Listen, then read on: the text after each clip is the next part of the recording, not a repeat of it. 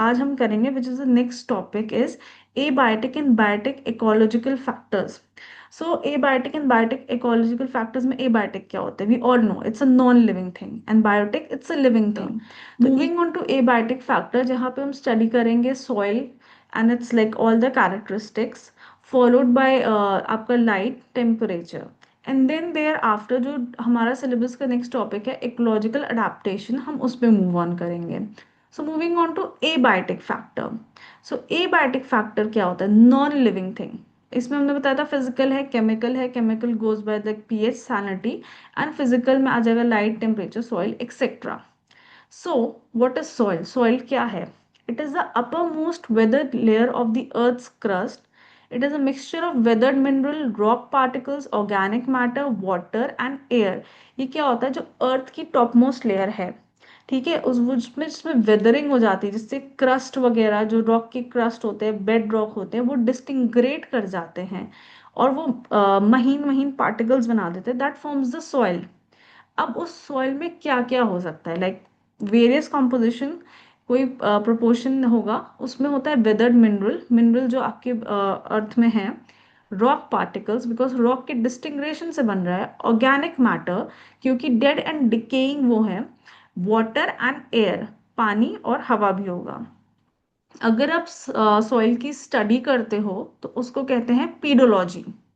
ठीक है. अब वेदरिंग एंड सॉइल फॉर्मेशन का डेफिनेशन क्या है? ओके, दो होते हैं. फिजिकल तरीके से होती है वेदरिंग और सॉइल फॉर्मेशन, और केमिकल तरीके से. तो it refers to the physical disintegration and chemical decomposition of the rocks and mineral. ठीक है. रॉक्स एंड मिनरल के फिजिकल और केमिकल डिकम्पोजिशन को हम वेदरिंग एंड सॉइल फॉर्मेशन कहते हैं. Now it can be physical or chemical. What do you mean by physical? Physical means breaking up of the bedrock. bedrock को तोड़ देना, या तो उसको मतलब bedrock या anything rocks जितने भी हैं उनको physically distinguish कर देना. That is, no chemical is involved. Chemical reaction or nothing is involved. Just physically उनको break down कर देना into smaller particle. छोटे छोटे पार्टिकल में उनको ब्रेक कर देना टू फॉर्म अ सॉइल.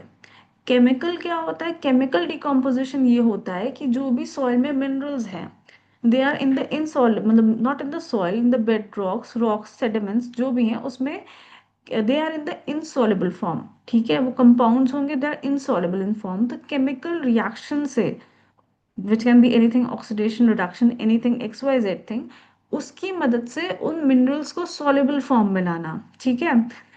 जैसे कि so that plant can easily take up. That's the role ना soil का, कि plants उससे minerals and water absorb कर सके.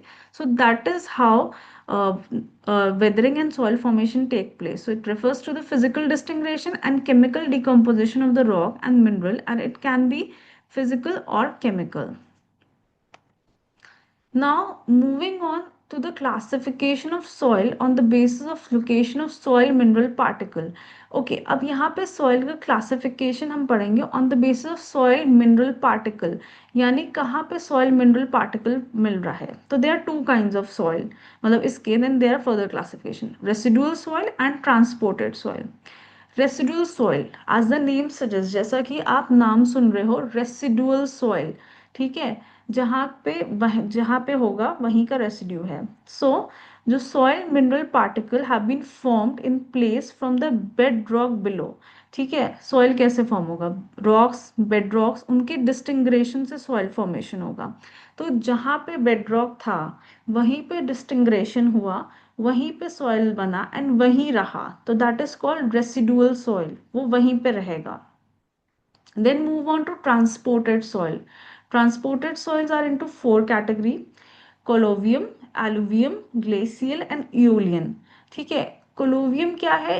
इट इज द सॉइल जिसका ट्रांसपोर्ट हो गया ड्यू टू ग्रेविटी. ठीक है. ग्रेविटी की वजह से हो गया. For example you can say, like, just a वेग एग्जाम्पल, कि माउंटेन्स में लैंडस्लाइड हो रही है, ऊपर की सॉइल नीचे आ गई. ठीक है. At most of the time it's because of gravity also. Then it's go alluvium. alluvium is water.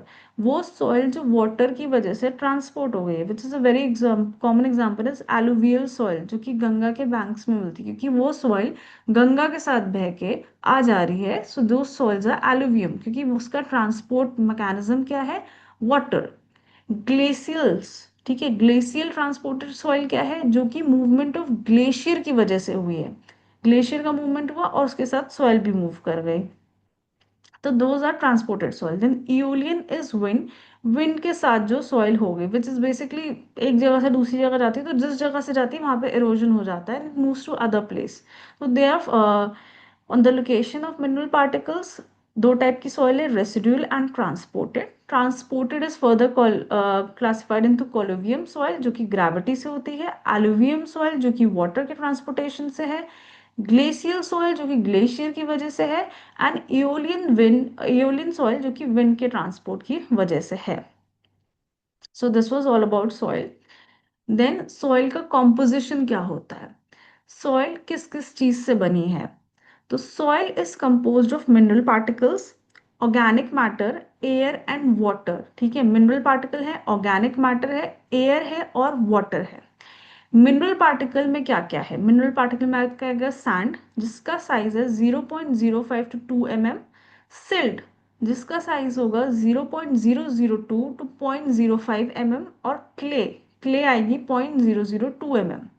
अब सॉइल का टेक्सचर कैसा होगा ये डिपेंड करता है कि उसका relative proportion of sand, silt और क्ले कैसा है। जैसे मान लो सैंड का प्रोपोर्शन ज्यादा है so it will become a sandy soil, clay का प्रोपोर्शन ज्यादा है तो it will become a clayey soil. So उसके प्रोपोर्शन पर डिपेंड करता है कि सॉइल का टेक्सचर कैसा होगा, बट हमें ये पता है कि सॉइल में होगा mineral particle, organic matter, air and water. Mineral particles में क्या क्या आता है, सैंड, सिल्ट एंड क्ले, और उनका जो वेरिएशन है that is dependent on their size, उनके साइज पे होता है कि क्या क्या है। देन सॉइल ऑर्गेनिक मैटर, जैसे कि हमने यहाँ पे देखा, क्या बोलते हैं, सॉइल ऑर्गेनिक मैटर है, air and water. So moving on, mineral particles हमने देख लिए, नाउ ऑर्गेनिक मैटर। तो सॉइल ऑर्गेनिक मैटर जो है, as you can again see from the flow chart, soil organic matter तीन होते हैं, living biomass, detritus and humus.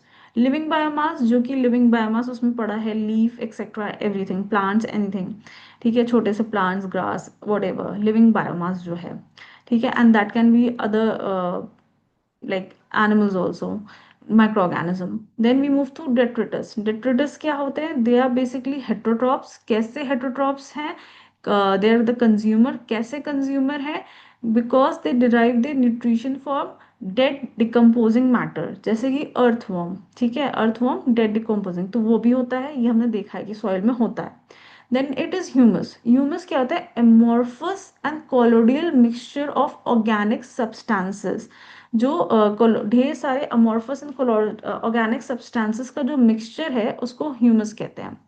Now humus is also of two kind, that is non humic substances and humic. Non humic में क्या होगा, उसमें आपको अगर आप इसका केमिकल कॉम्पोजिशन देखोगे तो उसमें होगा carbohydrate, proteins, lignins, lipids and organic acid. So जितने भी आपके यहाँ पे कार्बोहाइड्रेट, प्रोटीन एक्सेट्रा रहेंगे वो आपका नॉन ह्यूमिक सब्सटेंसेस कंपोज करेगा। देन वी हैव ह्यूमिक, ठीक है, ह्यूमिक क्या है, जो स्टेबल एंड प्रोडक्ट है, जो कि डिकम्पोजिशन, प्लांट गिरा, एनिमल गिरा, उनका डिकम्पोजिशन होगा ना थ्रू डिकम्पोजर और डिट्रिटस।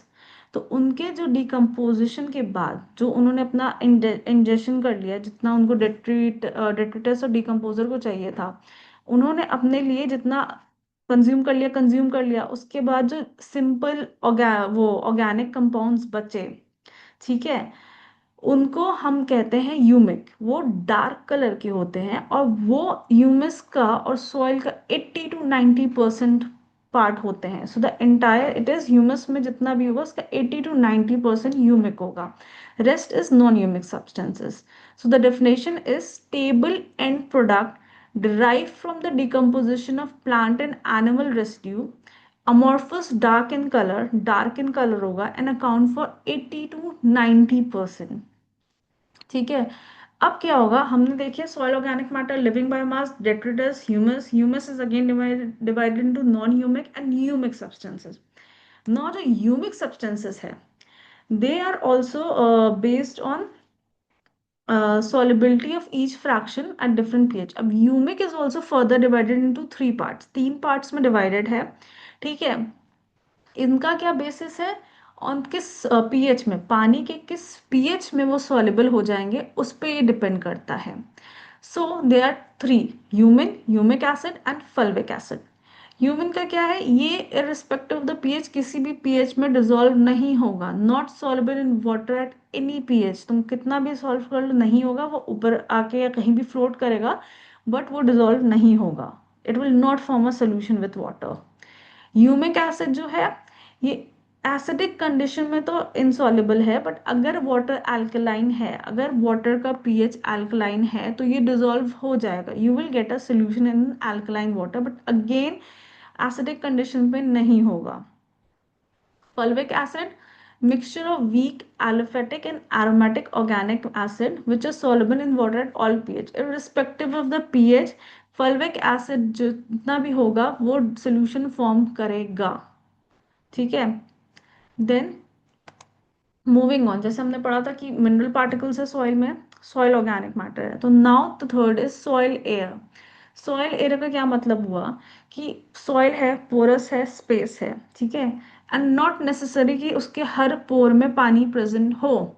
ठीक है, तो वहां पे क्या होगा, जहां पे पानी नहीं प्रेजेंट है वहां एयर होगी, and air are mixture of gases. तो और मेजर गैसेस उसमें क्या होगी, ऑक्सीजन एंड कार्बन डाइऑक्साइड। तो सॉइल एयर क्या है, it is a mixture of gases that are present in soil pores and are not filled with water, and major gases क्या है, oxygen and carbon dioxide. Soil water, it contributes up to 30%। अब जैसे हमने देखा soil air and water भी था, ठीक है, mineral particles, organic substances, soil air and soil water. Now we will come to soil water. It contributes up to 30% of the soil volume। ठीक है, ये 30% ऑफ द सॉइल वॉल्यूम जो होता है, अगर मतलब हम 100% सॉइल देख रहे हैं तो उसका 30% जो होता है उसमें पानी होता है। नाउ अब किस किस टाइप के वाटर होते हैं, क्या क्या उसमें कैरेक्टरिस्टिक है, ये हम पढ़ेंगे। तो सॉइल वाटर में एक आता है फील्ड कैपेसिटी। फील्ड कैपेसिटी से क्या हम समझ रहे हैं कि सॉइल की कितनी कैपेसिटी है पानी होल्ड करने की।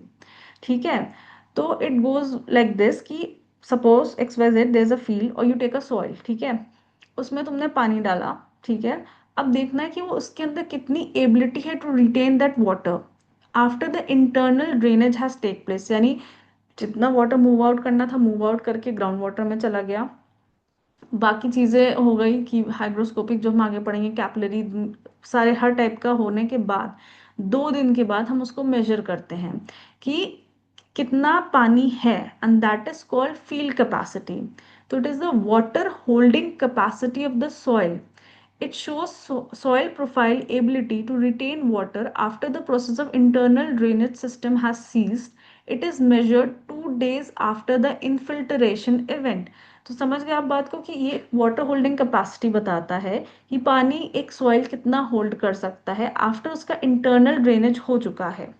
ठीक है, अब जैसे एग्जाम्पल ले लोगे, क्ले सॉइल और soil with large humus content में लार्ज फील्ड कैपेसिटी होती है because they have the ability to retain water, उनके पास एबिलिटी होती है पानी को रिटेन करने के लिए।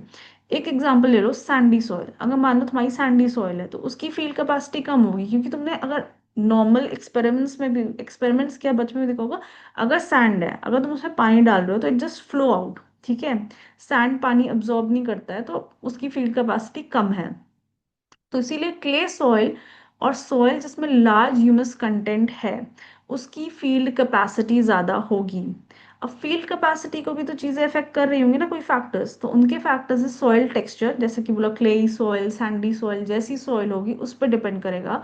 स्ट्रक्चर, क्या क्या उसमें स्ट्रक्चर है, कितनी पोरस है, क्या है, कितनी परमेबिलिटी है, इन सब पे ऑर्गेनिक मैटर कंटेंट, कितना ऑर्गेनिक मैटर है, और अरेंजमेंट ऑफ सॉइल पोर्स, कि सॉइल के पोर्स कैसे अरेंज है, इन पे डिपेंड करेगा उनका कि फील्ड कैपेसिटी कैसी होगी, कर लेंगे।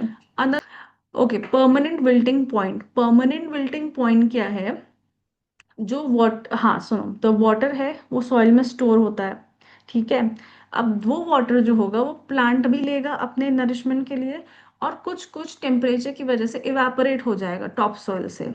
ठीक है, अगर तुम उसमें फर्दर पानी नहीं डालते हो तो सॉइल सूखी हो जाएगी। जितना सॉइल सूखेगी उतना पानी, जितना रिमेनिंग वाटर है वो सॉइल से टाइटली बाउंड करेगा, ठीक है, टाइटली बाउंड किया रहेगा। और एक पॉइंट ऐसा आएगा कि वो इतना टाइटली बाउंड कर जाएगा कि प्लांट को उसके लिए लेना मुश्किल हो जाएगा, ठीक है। अब क्या हो जाएगा, वो वाटर अब प्लांट के लिए सफिशिएंट नहीं है, सो प्लांट विल्टिंग शुरू कर देगा, ठीक है। अब देखा होगा ना, प्लांट विल्ट कर जाता है, झुक जाता है, लगता है पानी कम है। तो वो अमाउंट ऑफ वाटर सॉइल में जिस पे प्लांट विल्ट हो जाए बियॉन्ड रिकवरी, कि इररेस्पेक्टिव तुम उसके बाद पानी डालो प्लांट रिकवर नहीं करेगा, उसको कहते हैं परमानेंट विल्टिंग पॉइंट। तो the water stored in the soil is taken up by the plant, ठीक है, प्लांट ले लेता है और evaporated from the top soil, और टॉप सॉइल से इवेपोरेट हो जाता है। अगर if there is no further addition of the soil, soil dries out, ठीक है। जितना सॉइल ड्राई करेगा, the dryer the soil the more tightly remaining water is retain. जितना सॉइल ड्राई होगी उतना ज्यादा पानी वो रिटेन करेगा, मतलब और डिफिकल्ट हो जाएगा प्लांट को लेने के लिए। At certain point the uptake of water is not sufficient to meet the plant need. एक पॉइंट ऐसा आएगा जब प्लांट के लिए वो पानी एक्सट्रैक्ट करना मुश्किल हो जाएगा। So the amount of water soil contain eight which plant will beyond recovery, recovery भी नहीं हो पाएगी, उसे कहते हैं permanent wilting point. So now we know two terms, field capacity and permanent wilting point. Permanent wilting point पता चल गया कि इतना पानी है सॉइल में कि बस सॉइल के लिए है बट प्लांट के लिए नहीं है। एंड फील्ड कैपेसिटी शो कि मैक्सिमम अमाउंट ऑफ वाटर जो कि सॉइल अपने पास रख सकता है after the drainage has complete. इन दोनों के बीच जितना पानी है वही पानी प्लांट के लिए अवेलेबल होता है। So, the amount of water held by the soil between field capacity and permanent wilting point is the water available for the plant uptake. So, the amount कितना पानी जो कि soil के पास है which is between permanent wilting point और field capacity, soil की field capacity कितनी है और permanent wilting point के बीच का जो पानी है वही पानी plants के लिए available रहता है। मूविंग ऑन, अब हम सॉइल वाटर, ठीक है, सॉइल वाटर को हम किस पार्ट में किस किस बेसिस पर डिफाइन कर सकते हैं, वो डिपेंड करता है interaction between soil particle and water molecule, ठीक है, कितना सॉइल पार्टिकल और वाटर मॉलिक्यूल के बीच इंटरेक्शन है उस पे। So there are four kind of water, hygroscopic, capillary, gravitational water and chemically bound water. इसमें हमें याद करना है कि अपार्ट फ्रॉम कैपिलरी वाटर कोई भी तरीके का पानी प्लांट के लिए अवेलेबल नहीं है, सिर्फ कैपिलरी ही वाटर ऐसा वाटर है जो प्लांट ले सकता है।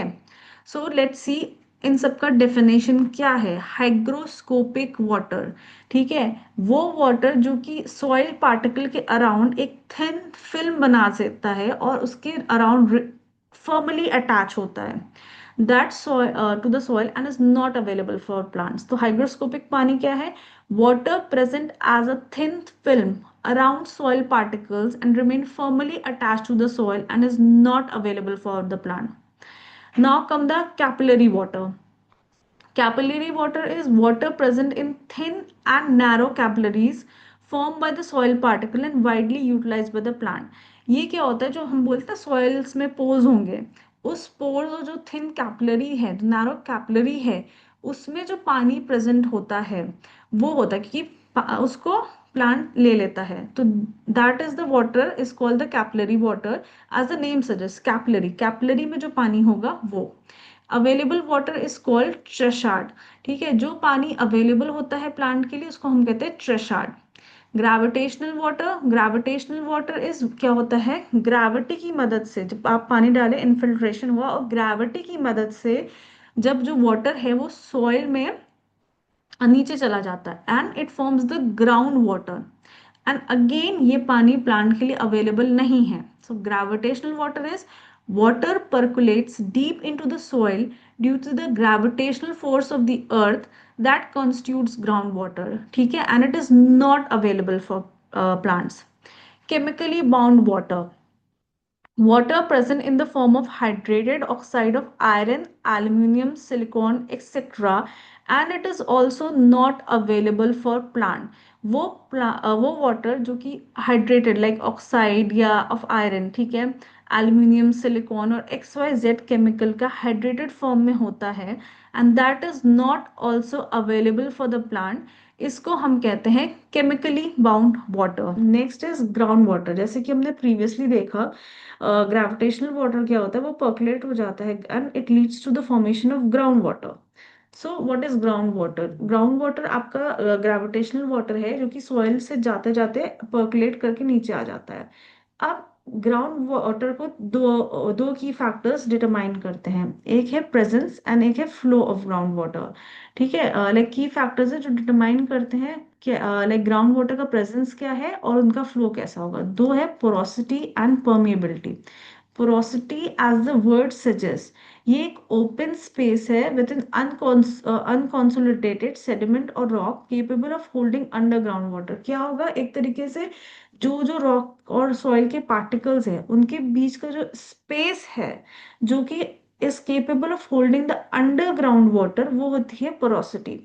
परमिएबिलिटी क्या है, ये जो ओपन स्पेसेस हैं आपके सॉइल के बीच में, ठीक है, वो किस तरीके से कॉन्फ़िगर्ड है, जिससे डिटरमाइन हो जाए कि किस ईज से पानी फ्लो कर सकता है एक पोर से अगले पोर तक। ठीक है, अब क्या होता है, ग्राउंड वाटर का एग्जिस्टेंस डिपेंड करता है पोरोसिटी पे, बट उसका सिग्निफिकेंट मूवमेंट डिपेंड करता है परमेबिलिटी पे।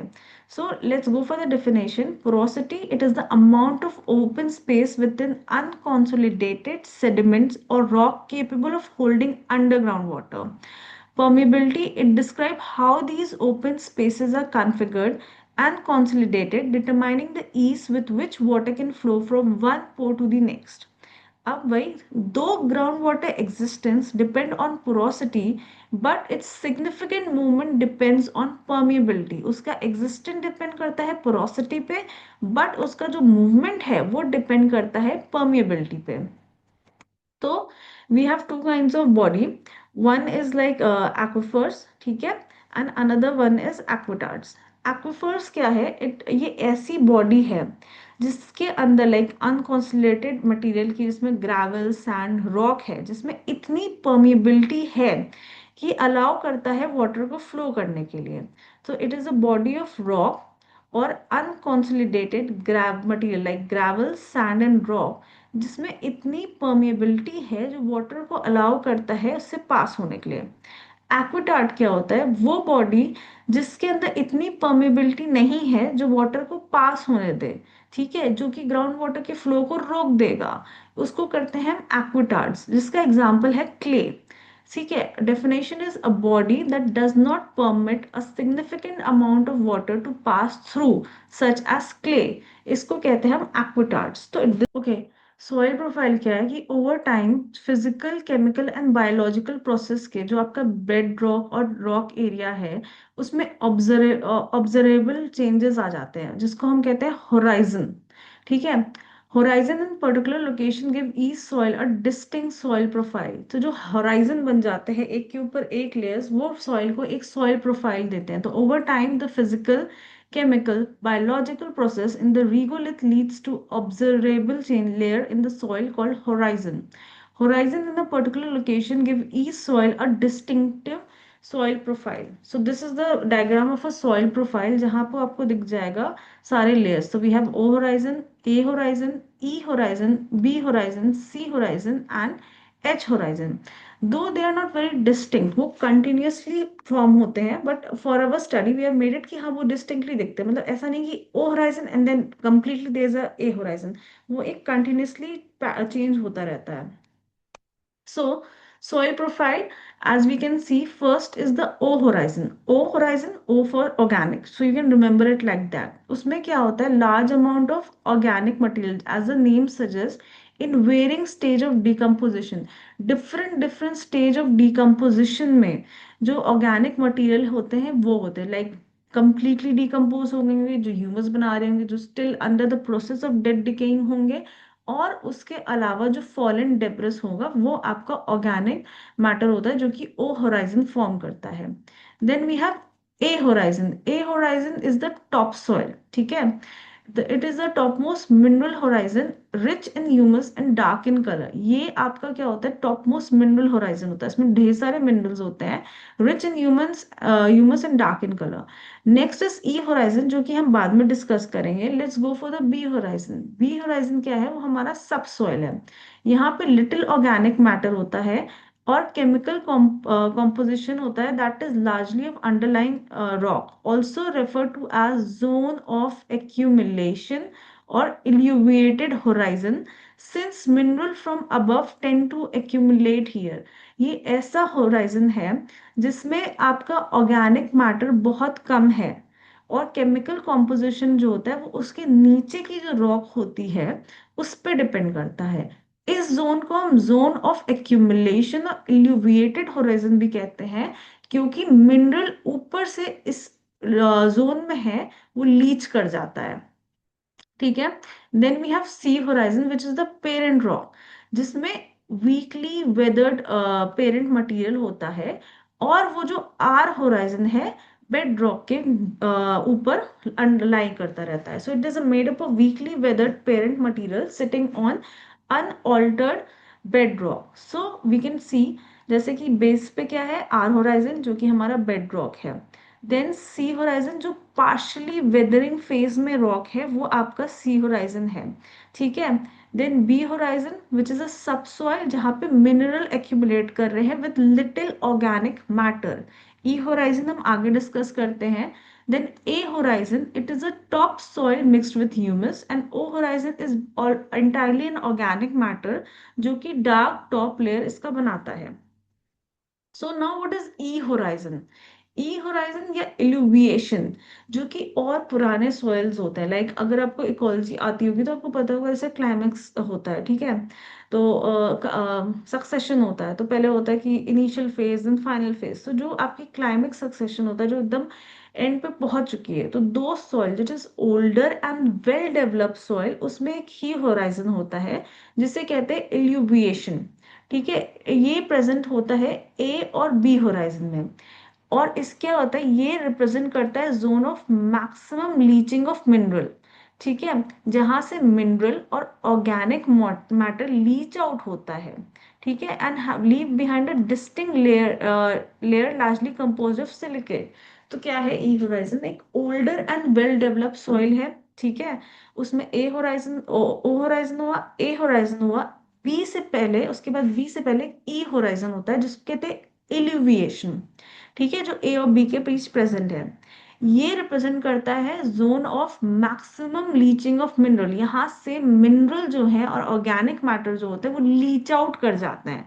All this is because of the water, जो ग्रेविटेशनल वाटर है उसकी वजह से इस लेयर से लीच आउट करके नीचे की लेयर में जाते हैं। और फिर अगर सारे मिनरल्स और ऑर्गेनिक मैटर यहाँ से लीच आउट कर गए, तो इसके पास क्या बचा, इसके पास बस बचता है a distinct layer of largely compose silicate. इस लेयर के पास सिर्फ एक सिलिकेट बचता है। So let's go for the definition. In older well developed soil, E horizon और illuviation is present between A and B horizon. It represents zone of maximum leaching of mineral, where mineral and organic matter have been leached out, leaving behind a distinct layer largely composed of silicates. Then we have illuviation. Illuviation जो कि E horizon है, इसका definition क्या है? What do you exactly stand by this? So this is the transport of soil. This is the transport of soil material from the upper horizon to the lower horizon by downward precipitation of water across soil horizon. So जैसा मैंने बोला कि क्या है transport of soil material, basically उस material में आएगा minerals and organic matter upper horizon से लोअर होराइजन में, because of the precipitation of water, जो वाटर ऊपर से पर्कुलेट कर रहा है उसकी वजह से। नेक्स्ट इज इल्यूविएशन, जो कि बी होराइजन में होता है। ये इसको कहते हैं जोन ऑफ एक्यूमुलेशन ऑल्सो, क्योंकि इल्यूविएशन एज ई, तो इल्यूविएशन ई जोन, सॉरी इल्यूविएशन, हाँ, और इल्यूविएशन जो हो गया वो आपका बी होराइजन पे हो गया। ठीक है। Accumulation of material in the lower horizon, तो इसको क्या कहते थे, जोन ऑफ एक्यूमुलेशन भी कहते थे। ठीक है। अब जो सॉइल प्रोफाइल है और relative thickness of the horizon है, वो are general characteristics of different climate में, डिफरेंट वेजिटेटिव कवर में एंड डिफरेंट टोपोग्राफिकल सिचुएशन में प्रोफाइल और थिकनेस वैरी करेगी। ठीक है, जैसे कि एग्जाम्पल, इन ग्रासलैंड, ग्रासलैंड में क्या होता है कि dead and decomposition of the organic matter बहुत जल्दी होता है, तो इसकी वजह से सॉइल ह्यूमिफिकेशन रैपिड हो जाता है बट मिनरलाइजेशन स्लो हो जाता है। तो इसमें ह्यूमस लेयर ज्यादा होती है, बट बी होराइजन जो होता है आपका नैरो होता है। और वाइसी वर्सा फॉरेस्ट में, फॉरेस्ट में क्या होता है, रूट और फॉलन लीफ का dead and decaying and decomposition बहुत स्लो होता है, जिसकी वजह से वहां पे सॉइल ह्यूमिकेशन जो होता है वो स्लो होता है बट मिनरलाइजेशन फास्ट होता है। तो उस लेयर में ह्यूमस लेयर नैरो होती है बट बी होराइजन जो होता है वो हमारा ब्रॉड होता है। So let's see again. So as we know, O horizon, hmm, O horizon हो गया. O horizon, then we have which is the organic matter, dark top layer. Then is A horizon, which is topsoil mixed with humus. Then is E horizon, जिसको हम इल्यूविएशन भी कहते हैं, क्योंकि यहाँ से पानी की मदद से सारा जो आपका वो है मिनरल एंड ऑर्गेनिक मैटर वो पर्कुलेट होके लीच आउट हो जाता है। ठीक है, तो ये जोन ऑफ लीचिंग आउट भी कह सकते हैं इसको। Then we move to B horizon, B horizon is subsoil with mineral accumulation, तो इसको हम कहते हैं zone of accumulation also and illuviated zone also. Then we have C horizon जो पार्शली वेदर्ड रॉक यानी जो बेड रॉक है आपकी ये जो आपकी आर होराइजन है, आर होराइजन है, उसकी जो बेड रॉक है उसके ऊपर जो पार्शली डिस्टिंग्रेट कर रहा है वो हमारी सी होराइजन हो गई। Then soil erosion, as we know soil erosion क्या है, इट्स बेसिकली अ इवेंट जहाँ पे टॉप सॉइल जो है वो मूव अवे कर जाती है, leaving that place barren. So the definition goes by, it is the detachment of the soil particles from one place to another and deposition elsewhere through water, gravity, snow, and other forces. It has three steps. क्या steps हैं? Detachment of soil particle from the main soil body. जो main soil body है, जैसे हमने पढ़ा था residual and transported soil. Residual soil जहाँ पे वो बन रही है, देन वहां से ट्रांसपोर्ट हो जा रही है, यानी जो सॉइल पार्टिकल है मेन सॉइल का वहां से वो डिटैच हो गया, उनका ट्रांसपोर्टेशन हो गया। ट्रांसपोर्टेशन में पढ़ा था, ट्रांसपोर्टेड सॉइल में चार टाइप के होते हैं, through glacial activity, through water, through gravity and through wind, and their deposition at another place. So they तीन स्टेप्स हो जाते हैं, एक डिटैचमेंट हो गया, उनका ट्रांसपोर्टेशन हो गया और दूसरी जगह लेगा, तो जो उनका ओरिजिनल प्लेस था वहां से सॉइल जो है वो हमारी इरोट कर जाती है। What are the factor causing soil erosion? एक तो है वेजिटेटिव डिस्ट्रक्शन एंड डिफोरेस्टेशन, जिससे जो टॉप सॉइल होती है वो लूज हो जाती है and it can be easily moved away. Rainfall, of course water के रेनफॉल होती है एंड देन अगेन जो सरफेस वाटर होता है वो उसको ले जाता है। वाटर फ्लो जैसे हमने पढ़ा था, एल्यूवियल सॉइल भी है। देन विंड वेलोसिटी, ईओलियन जो सॉइल थी जो ट्रांसपोर्ट हो जाती थी विंड से। Freezing and थॉइंग which is again from the glacial movement. So this was all about the soil, जो कि हमारे एबायोटिक फैक्टर का पहला टॉपिक था। The second topic is air and atmosphere. ठीक है, एयर क्या है? Air consist of mixture of gases. Air हम सबको हमेशा से पता है, it's a mixture of gases, अलग अलग गैसेस का मिक्सचर है जो कि एटमोस्फेयर बनाता है, जो कि जो हमारी सेलेस्टियल बॉडी है, जैसे फॉर एग्जांपल अर्थ, उसके चारों तरफ उसको सराउंड करता है और ग्रेविटेशनल फील्ड से वो हेल्ड हुआ रहता है। सो air consist of mixture of gases that form the atmosphere surrounding the celestial body and held in its place by its gravitational field। जो कि प्लेनेटरी बॉडीज की ग्रेविटेशनल फील्ड होगी उसकी वजह से वो स्ट्रांगली हेल्ड होता है। अब क्या होता है, it is divided into 5 general layer. ठीक है, so this is the on the right hand side, you can see the diagram जहाँ पे दिखा रहा है ऑल्टीट्यूड कितना है, टेम्परेचर कितना है, और क्या क्या, ट्रोपोस्फेयर, स्ट्रेटोस्फेयर, मीजोस्फेयर, थर्मोस्फेयर, और एक और हमारा है उसका नाम है एग्जोस्फेयर। एग्जॉस्फेयर, ठीक है। देन ट्रोपोस्फेयर, ट्रोपोस्फेयर जो है हमारा, ये अर्थ के उससे है, ये अर्थ के सरफेस से स्टार्ट होता है up to 8 kilometers on pole and 18 kilometers on the equator. ठीक है, अब इसका रीजन सुनो, why it is you must be wondering कि पोल्स पे कम क्यों है, 8 किलोमीटर क्यों है, और इक्वेटर पे 18 किलोमीटर क्यों तक क्यों एक्सटेंड करता है। It's more about geography. क्या होता है कि जो अर्थ है, ठीक है, इक्वेटर पे डायरेक्ट सनलाइट आ रही है, ठीक है, वहां पे हीट ज्यादा है, वार्म एयर क्या होती है, वो राइज अप हो जाती है, और जो कन्वेक्शन करंट्स आते हैं वो उसको फर्दर राइज अप कर देते हैं। तो इसलिए वहां पे जो एयर का कॉलम है वो थोड़ा हाइट पे है, so that's why it is 18 kilometre on the equator. Now comes to the pole. Pole में क्या है, सनलाइट कम है, सनलाइट कम आ रही है, एयर उतना हीट नहीं हो रहा है, और कोल्ड एयर जो होती है वो डेंस होती है, इट हैज अ टेंडेंसी कि वो उतनी एक्सपैंड होकर राइज नहीं होगी, इट विल कूल डाउन। तो इसीलिए वहां पे 8 किलोमीटर होती है। ट्रोपोस्फेयर जो है, इसी में आपके सारे वाटर वेपर, क्लाउड्स और प्रेसिपिटेशन होते हैं। Okay, and the temperature decreases with an altitude by an average of 6.5 degree per kilometer. आप जैसे जैसे एक एक किलोमीटर ट्रोपोस्फेयर में आप राइज करेंगे, टेम्परेचर फॉल करेगा बाय 6.5 डिग्री सेल्सियस। और इसकी हाईएस्ट लेयर इज द ट्रोपोपॉस, ठीक है। And so troposphere, it rises from the Earth's surface up to 8 kilometer on the pole and 18 kilometer on the equator. Water vapor, clouds, precipitation सब इसी sphere में होता है। Temperature decrease करता है with an altitude by average 6.5 degree Celsius per kilometre. Tropopause is the top most layer, tropopause आ गया, उसके बाद ट्रोपोस्फेयर खत्म हो गया। ट्रोपोपॉज भी है, वो भी टेम्परेचर के साथ वैरी कर जाता है, क्योंकि higher in summer and lower in winters at all latitude. Same reason होता है, समर में क्या होता है, ज्यादा हीट होती है, ज्यादा हीट की वजह से एयर एक्सपैंड होती है, एयर राइज अप हो जाती है, तो ट्रोपोपॉज का आपका डिस्टेंस बढ़ जाता है। In winter cold and dense air वो नीचे आ जाती है, तो आपका डिस्टेंस जो है वो कम हो गया। नाउ लैप्स रेट क्या है, it is the rate at which temperature decreases with height. ये ऐसा रेट है जहाँ हाइट के साथ टेम्परेचर कम हो जाता है, और ये यहाँ इसके रेफरेंस में बोला गया है, क्योंकि जो ट्रोपोस्फेयर है उसमें जो टेम्परेचर है वो 6.5 डिग्री सेल्सियस पर किलोमीटर की रेट से कम हो रहा है, सो उसको हम क्या कहेंगे, lapse rate.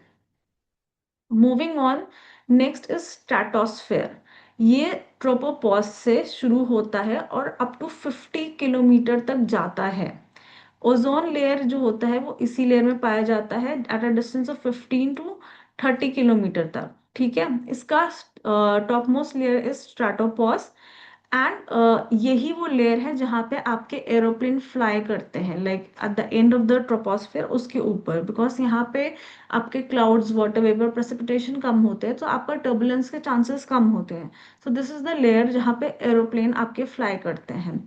So stratosphere it start from tropopause and goes up to 50 kilometre. Ozone layer present है इस लेयर में at a height of 15 kilometre to 30 kilometre. Stratopause जो है इसका टॉप मोस्ट लेयर है।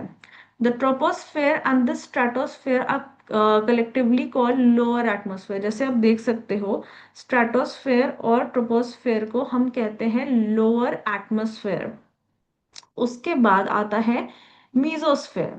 मीजोस्फेयर जो है वो स्टार्ट होता है 50 किलोमीटर, क्यों, क्योंकि हमारा जो स्ट्रेटोस्फेयर था वो 50 किलोमीटर पे एंड हो रहा है, तो it start about 50 kilometre from the earth surface or stratophores.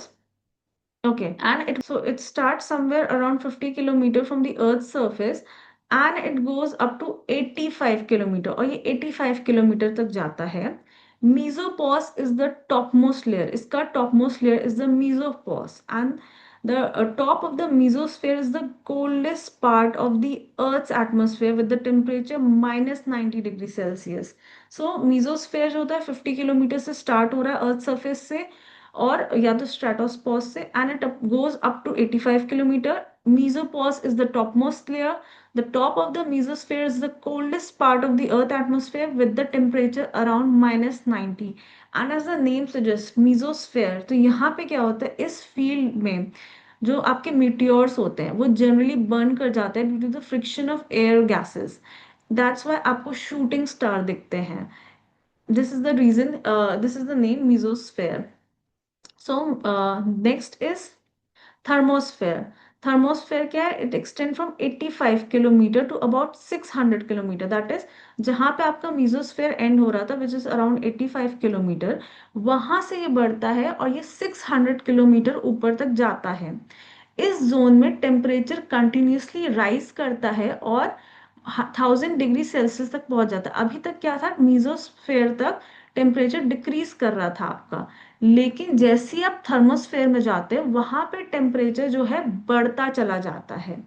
Thermosphere के अंदर एक relatively dense band of charge particles होते हैं जिसको कहते हैं आइनोस्फेयर. यहाँ पे आइनोस्फेयर क्या है? As the name suggest, ion ion होते हैं चार्ज पार्टिकल. सो दिस जो ये आपका जोन है, इसमें एक होता है कि ये रेडियो कम्युनिकेशन के लिए बेस्ट होता है. सेकंड, अगर आपको पता हो, नॉर्दर्न लाइट्स जिसको अरोरास बोलते हैं वो भी इसी में दिखते हैं.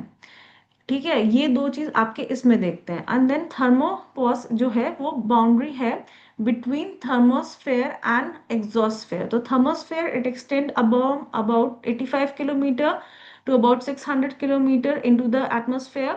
In this zone, temperature rises continuously and go beyond 1000 degree Celsius. अब थर्मोस्फेयर में एक relatively band of charge particles होते हैं जिसको कहते हैं आइनोस्फेयर, जिसमें आपके नॉर्दर्न लाइट्स एंड ऑरोरास दिखते हैं. अपार्ट फ्रॉम दैट ये रेडियो सिग्नलिंग के लिए, लॉन्ग डिस्टेंस रेडियो कम्युनिकेशन के लिए हेल्पफुल है. Thermopause is the boundary between the thermosphere and exosphere. And mesosphere और थर्मोस्फेयर टुगेदर बनाते हैं आपका upper atmosphere. Thermosphere and mesosphere आपका बनाते हैं upper atmosphere. Then exosphere. Exosphere जो है ये आपका आउटमोस्ट लेयर होता है एटमोस्फेयर का, और ये 10,000 किलोमीटर तक एक्सटेंड होता है फ्रॉम दी थर्मोस्फेयर, और ये जाके आपके आउटर स्पेस में ये जाके मिल जाता है. ओके, एटमोस्फेरिक प्रेशर और एयर प्रेशर. ठीक है, it is the measure of force extended by the mass of atmosphere on the surface at a given level. एक सरफेस पे, एट अ गिवन लोकेशन के सरफेस पे कितना प्रेशर एक atmosphere लगा रही है उसे कहते हैं हम atmospheric pressure. It is highest at the sea level and decreases with altitude. ये सी लेवल पे हाईएस्ट है और ये एल्टीट्यूड के साथ डिक्रीज करता है. क्यों? क्योंकि सी लेवल जो है उसके ऊपर पूरा एयर कॉलम का ज्यादा प्रेशर है. ठीक है, तो that's why it create more pressure. और जैसे जैसे एल्टीट्यूड बढ़ जाता है एयर कॉलम कम होती जाती है, तो इसलिए वहां प्रेशर कम होता है. बैरोमीटर है एक इंस्ट्रूमेंट जो कि एयर प्रेशर को मेजर करता है. Therefore it is known as barometric pressure. SI unit is pascal. And the standard atmospheric pressure at 1 sea level is 101.3 kilopascal, and it is often referred to as 1 atmosphere. Then what causes wind to blow? It is a horizontal air pressure difference which causes a horizontal pressure gradient force. The force is always directed from the pressure toward from higher pressure toward lower pressure and causes wind to blow. An anemometer is the instrument used to measure wind. So what happened? Wind क्यों blow करती है? Wind जो है हमेशा higher pressure से lower pressure पे move करती है, same as water, higher potential to lower potential. अब क्या होता है, जब अर्थ है, अर्थ को सन इज वार्म करता है, ठीक है, बट वो अनइवनली वार्म होता है. कोई प्लेस गर्म होती है, कोई प्लेस ठंडी होती है. तो जहां पे सन ज्यादा वार्म कर रहा है वहां की एयर हीट एब्जॉर्ब करती है और वो राइज अप हो जाती है. राइज अप हो जाती है तो और तो वहां पे एक हाई प्रेशर सॉरी एक प्रेशर ग्रेडियंट क्रिएट हो जाता है. तो जो air from the cooler place है, ठीक है, वहां से वो मूव करती है toward that lower pressure gradient, इसीलिए विंड मूव करती है. Then next is Coriolis force और Coriolis effect. It's more of a geographical term. इसको मैं समझाती हूँ. जैसे पहले let's go by the definition. When the wind blow, forces cause it to bend right of its intended path. ठीक है, in the northern hemisphere and to the left of its intended part in the southern hemisphere. तो जब wind blow करती है तो Coriolis force की वजह से जो northern hemisphere है उसमें विंड राइट की तरफ बेंड कर जाती है, और सदर्न हेमिस्फेयर में it bends toward the left. The force result due to earth's rotation. The amount of deflection depend on the rotation of the earth, the latitude, the speed. और Coriolis effect है वो सिर्फ wind की direction को effect करता है, not not in the speed of the wind. So what happened Coriolis effect में देखो. Suppose, imagine you are on a merry-go-round at the center, ठीक है, and there is a friend who is at the edge and the merry-go-round is moving. आप उसको एक ball throw करते हो, ठीक है. For you that ball is going in a straight path. But अगर आप ऐसे फिजिक्स के सेंस में देखोगे, merry go round is moving, आपका फ्रेंड यहाँ पे आ गया. By the time ball ball reaches, ये आपको दिखेगा कि ball appear to have curved its path. So यही है कोरियोलिस इफेक्ट. अब ये नॉर्दर्न हेमिस्फेयर पे राइट और सदर्न हेमिस्फेयर पे लेफ्ट क्यों दिखती है, इसका एग्जांपल कि like earth is moving from west to east, ठीक है. अब आप नॉर्दर्न हेमिस्फेयर से लुक डाउन करो, तो क्या होता है, विंड तो अपना सीधा मूव कर रही है, ठीक है, लेकिन अर्थ की रोटेशन की वजह से, अगर अर्थ रोटेट नहीं करता तो विंड सिंपली मूव करती है, सिमिलरली एज मैरी मेरी गो राउंड. तो क्या होता है कि अर्थ रोटेट कर रहा है, दैट्स व्हाई विंड जो होती है वो डिफ्लेक्ट कर रही है. अगर अर्थ रोटेट नहीं करता तो विंड अपने सीधे डायरेक्शन पे जाती है.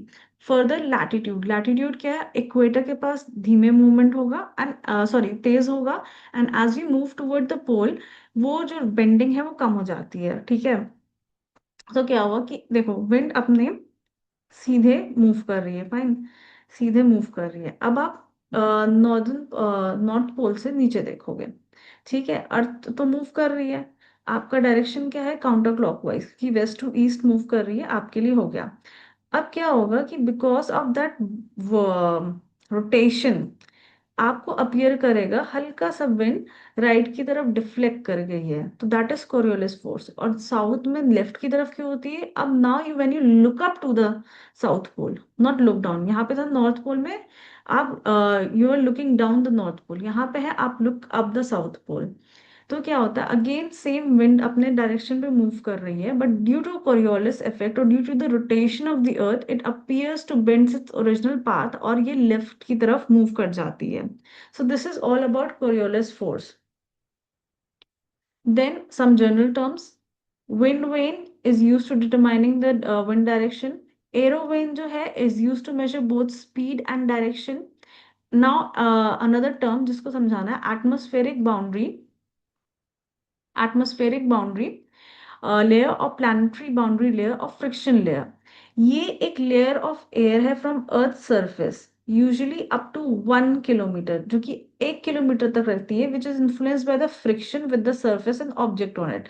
इसको समझो जैसे सपोज एटमोस्फेयर अर्थ है, ठीक है, विंड धीमे फ्लो करेगी at the surface like up to 1 kilometre, then उसके बाद नॉर्मल है. रीजन बी, जैसे आपका अर्थ सरफेस है, there are so many obstacles on it, ठीक है, जैसे कि बिल्डिंग्स है, ट्रीज है, वेजिटेशंस है, which act as a obstacle.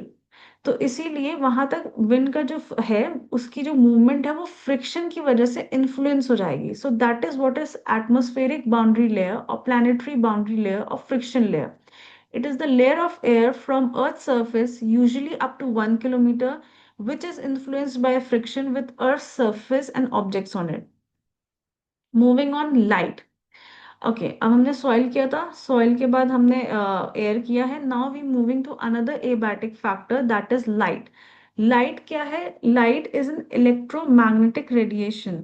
तो it compose of two terms, both electrical and magnetic characteristic. इसमें दो टर्म्स है, both electrical and magnetic characteristic. So it is an electromagnetic radiation which mean it is a form of energy with both electrical and magnetic characters.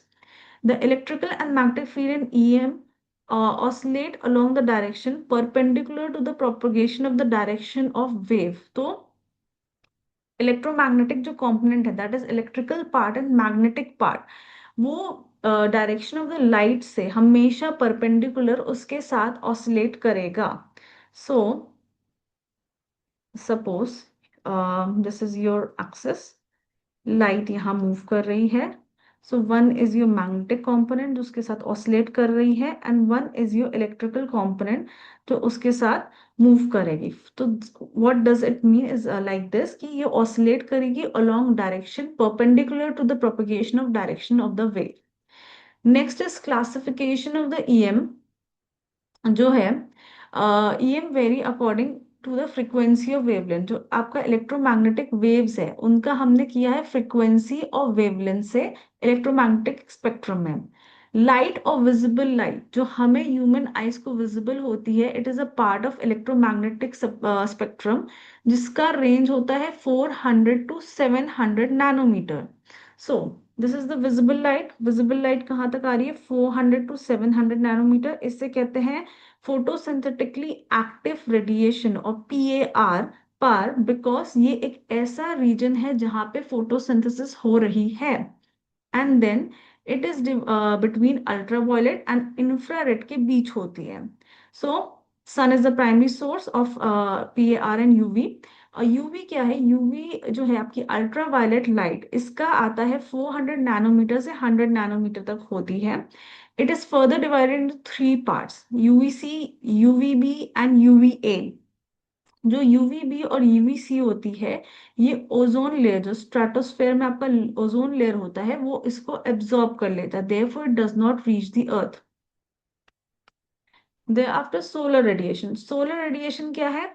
ये एक collective term है energy emission का from electromagnetic radiation, जो कि आपका source of light और energy दोनों की तरह काम करता है, बिकॉज सोलर रेडिएशन हमें क्या देती है? हमें लाइट भी देती है, एनर्जी भी देती है। So it is a collective term for emitting energy in the form of electromagnetic radiation, which act as source of light and energy. Solar insolation. It is the amount of solar radiation given radiation an area receive over a given period of time. एक given area पे over a given period of time कितना amount of solar radiation आता है उसे कहते हैं solar insolation। अब यहां से इंपॉर्टेंट समझने वाला पार्ट है the intensity and duration of solar radiation intercepted at any point on earth very with both altitude and latitude. Intensity and duration जो है सोलर रेडिएशन की, वो डिपेंड करती है ऑल्टीट्यूड और लैटिट्यूड दोनों पे। How? Let's see.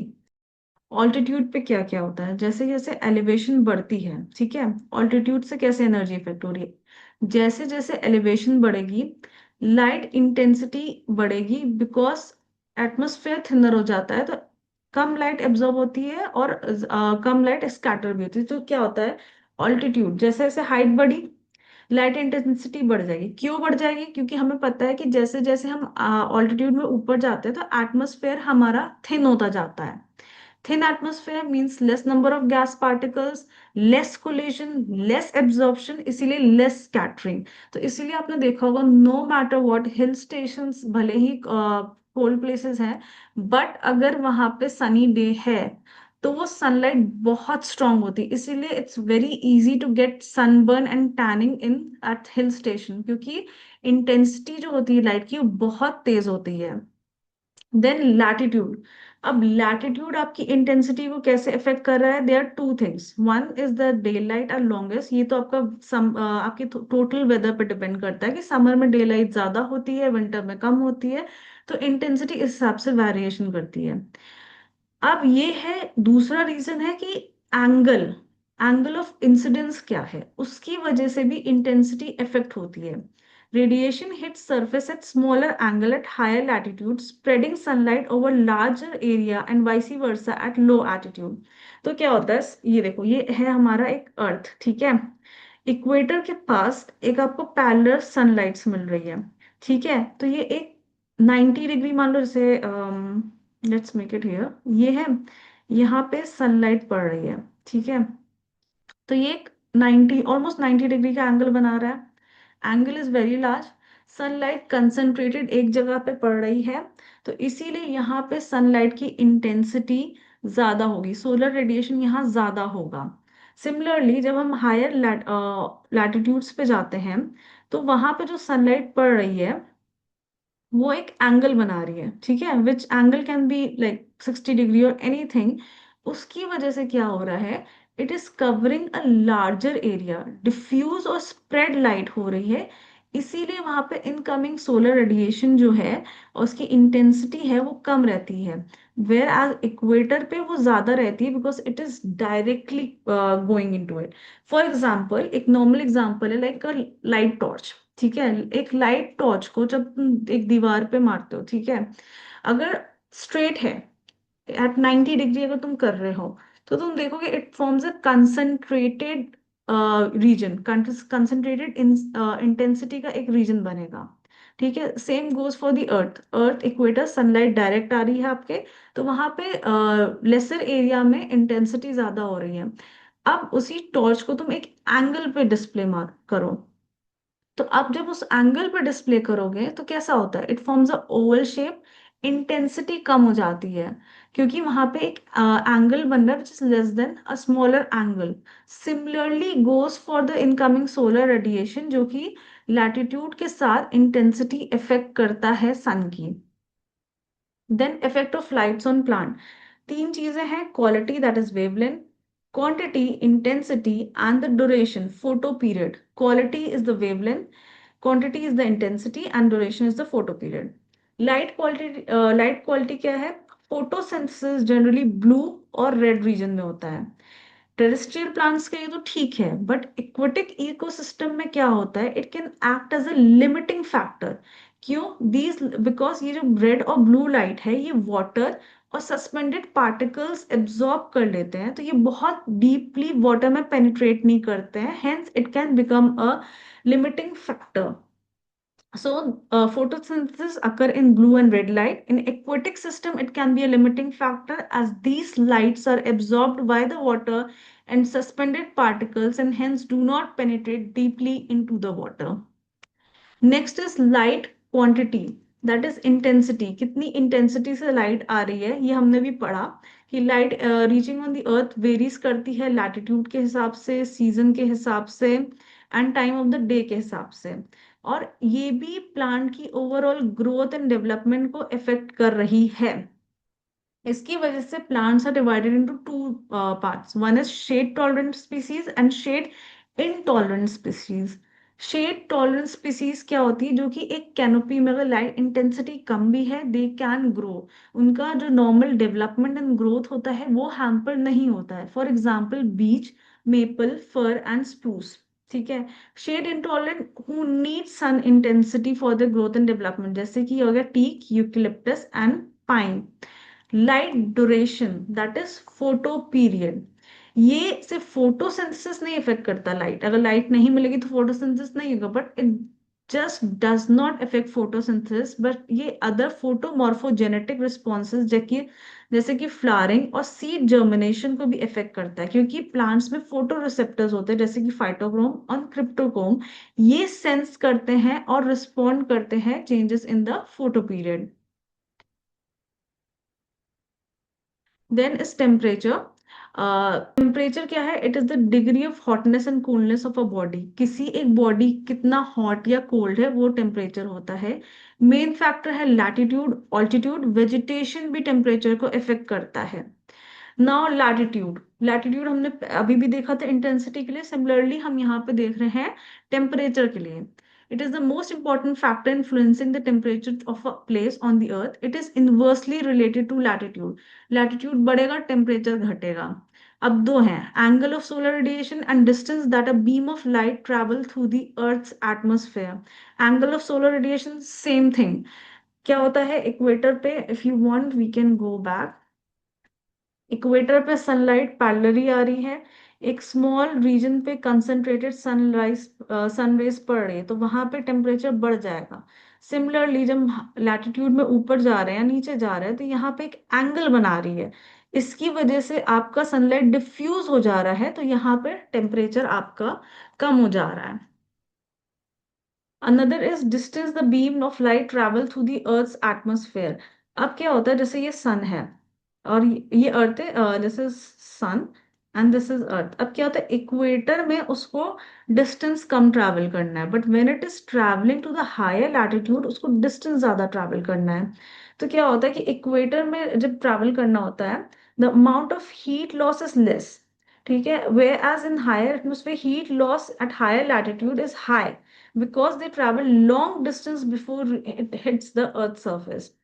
Altitude again, हम जैसे जैसे ऑल्टीट्यूड में जाते हैं ऊपर, इंटेंसिटी बढ़ती है सनलाइट की, ठीक है, वो हमने देखा कि एब्जॉर्प्शन कम होता है एंड एवरीथिंग एल्स, तो लाइट स्कैटर कम होती है, तो इंटेंसिटी रहती है, बट टेम्परेचर कम रहता है। रीजन बीइंग, जो सन है, सोलर रेडिएशन है, वो आती है अर्थ को हिट करती है, ठीक है, ट्रोपोस्फेयर से पास होके आती है, बस ट्रोपोस्फेयर एब्जॉर्ब नहीं करती है उसको, बहुत कम इनकमिंग सोलर रेडिएशन वो एब्जॉर्ब करती है।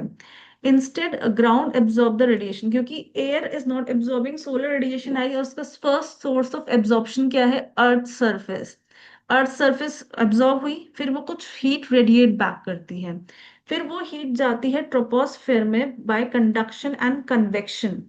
ठीक है, since earth is the primary heat source, heating is more effective near ground, तो इसीलिए वो इफेक्टिव होती है ग्राउंड में। As we move upward temperature decrease करता जाता है, so similarly in altitude in troposphere the temperature gradually decreases with altitude. It is because the troposphere gases absorb very little incoming solar radiation.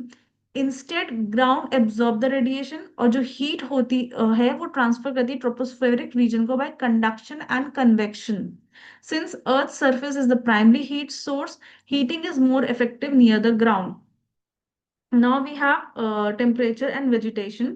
अब sunlight water के अलावा temperature भी depend decide करता है कि what kind of vegetation land will support. So we have four kind: megatherms, mesotherm, microtherm and hekistotherm. Megatherm जो है वो हाई टेम्परेचर है, जो कि पूरे साल रहता है, और डोमिनेंट वेजिटेशन क्या होगा, ट्रॉपिकल रेन फॉरेस्ट। मीजोथर्म क्या हुआ, high temperature altering with low temperature, and dominant vegetation is tropical deciduous forest. Microtherm क्या है, लो टेम्परेचर जिसमें है मिक्स्ड कॉनिफरस फॉरेस्ट। हेकेस्टोथर्म क्या है, बहुत कम टेम्परेचर और यहाँ पे आपका अल्पाइन वेजिटेशन होता है। Okay, so the next topic is precipitation. Precipitation क्या है? It's a condensation of the atmospheric water vapor जो कि gravity में आपके earth में आता है. So it's referred to the product, any product of condensation of atmospheric water vapor that falls under gravity. Now it can be a four type: rain, snow, sleet, and hailstones. Rain क्या है? It's a liquid water drop. Snow is ice crystal. Sleet is transparent pellet of ice, and hailstone is solid ball of ice. Difference between hailstone and slit is that slit की जो size होती है बहुत कम होती है, 2 millimetre to 5 millimetre. However जो hailstone है उसकी साइज वैरी कर सकती है from the size of a pea up to the size of a golf ball. Then let's see what is the definition of rain. Rain is defined as falling drop of liquid water with a diameter of 0.5 millimeter or greater. जो कि अगर किसी भी liquid drop की, जो falling liquid drop है, अगर उसकी साइज 0.5 मिलीमीटर या उससे ज्यादा है, तो उसको हम रेन के फॉर्म में डिफाइन करेंगे। Rainfall is highest near the equator. So ये हम देखते आ रहे हैं आपके टेम्परेचर में भी और ऑल्टीट्यूड और लॉटिट्यूड में भी, कि क्या होता है कि इक्वेटर के पास सन की रे सबसे ज्यादा कंसेंट्रेटेड होती है, सबसे ज्यादा वहाँ हीट जनरेट होती है, जिसकी वजह से जो वहाँ का एयर होता है वो गर्म हो जाता है, एंड द वाटर जो वेपर्स होते हैं वो गर्म हो जाते हैं, इट राइजेस अपवर्ड। अपवर्ड वो आपके एटमोस्फेयर में जाते हैं और वहां को कंडेंस होते हैं, and then it falls as rain. तो rainfall is highest near the equator in the tropic, where the strong heating by the sun creates significant vertical uplift of air and the formation of prolonged heavy showers and frequent thunderstorm. Precipitation is low in the polar region.